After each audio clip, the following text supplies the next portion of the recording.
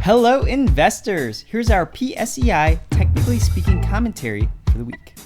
Last week, the ghost month officially ended, and the PSEi traded well within the 6,100 to 6,300 range we have previously identified.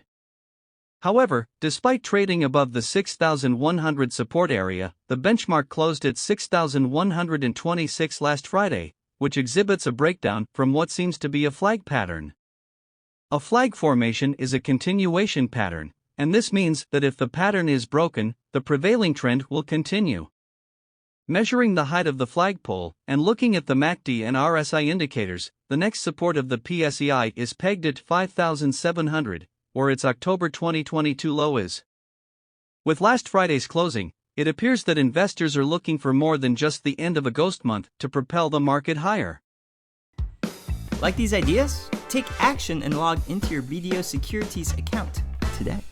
If you're a newer investor or trader, be sure to also check out our educational content on our website and our social media channels.